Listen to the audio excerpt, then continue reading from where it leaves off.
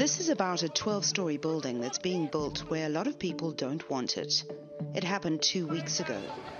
The building has city approval. It's one of several developments in the historic Bo-Kaap that have led to sometimes violent confrontations. Earlier this month, residents and developers were in court where developers tried to have residents banned from interfering with construction. The judge gave them 2 weeks to negotiate a compromise.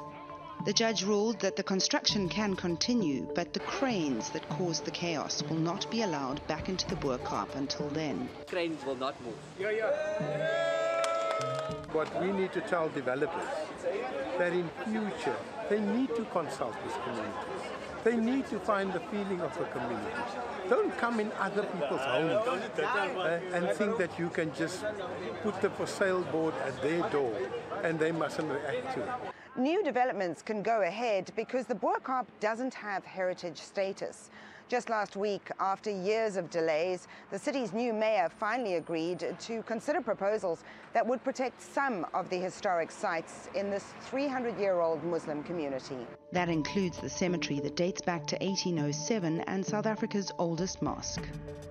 Abdia da Costa is 92. She's always lived 3 doors down from the mosque. The daughter of an imam, her home served as a traditional religious school.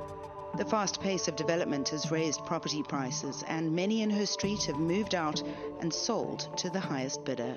People can buy wherever they want to buy, and there's no law that tells them that they can't buy there. But I hope it will not encourage in such a way that we will feel, in a way, starting to feel isolated.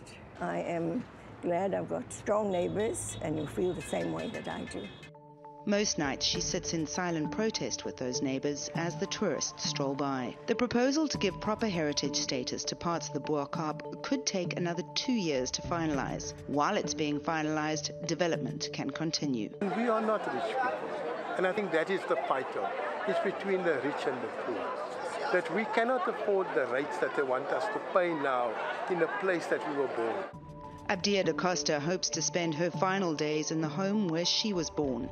But what happens next may well depend on what the courts and the politicians decide for her community. Melanie Rice, TRT World, Cape Town, South Africa.